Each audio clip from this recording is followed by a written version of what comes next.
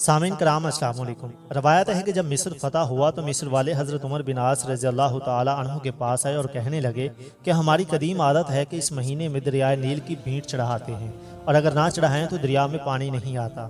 ہم ایسا کرتے ہیں کہ اس مہینے کی 12ویں تاریخ کو ایک باکرہ لڑکی کو لیتے ہیں جو اپنے ماں باپ کی اکلوتی ہوتی ہے، اس کے والدین کو دے دلا کر رضامند کر لیتے ہیں اور اسے بہت عمدہ کپڑے، بہت قیمتی زیور پہنا کر بنا سنوار کر اس نیل میں ڈال دیتے ہیں تو اس کا پانی چڑھتا ہے، ورنہ پانی نہیں چڑھتا۔ سپہ سالار اسلام حضرت عمر بن عاص رضی اللہ تعالی عنہ فاتح مصر نے جواب دیا کہ یہ ایک جاہلانہ اور احمقانہ رسم ہے، اسلام اس کی اجازت ہرگز نہیں دیتا۔ اسلام تو ایسی عادتوں کو مٹانے کے لیے آیا ہے، تم ایسا نہیں کر سکتے، اور وہ اس دفعہ باز رہے۔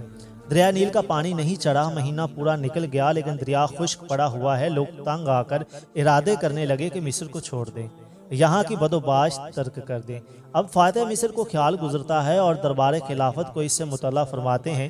اسی وقت خلیفۃ المسلمین امیر المومنین حضرت عمر بن خطاب رضی اللہ تعالی عنہ کی طرف سے جواب ملتا ہے کہ آپ نے جو کیا اچھا کیا، اب میں اپنے اس خط میں ایک پرچہ دریائے نیل کے نام بھیج رہا ہوں، تم اسے لے کر دریائے نیل میں ڈال دو۔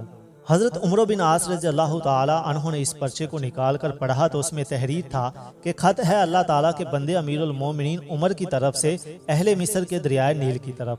بعد حمد و صلات کے مطلب یہ ہے کہ اگر تو اپنی طرف سے اور اپنی مرضی سے بہ رہا ہے تو خیر نہ بہ، اور اگر اللہ تعالیٰ واحد و قہار تجھے جاری رکھتا ہے تو ہم اللہ سے دعا مانگتے ہیں کہ وہ تجھے رواں کر دے۔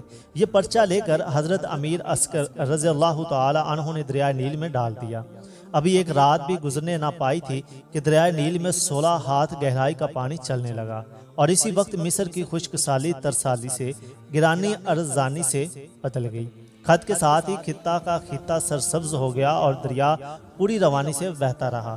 اس کے بعد سے ہر سال جو جان چڑھائی جاتی تھی وہ بچ گئی، اور مصر سے اس ناپاک رسم کا ہمیشہ کے لیے خاتمہ ہو گیا۔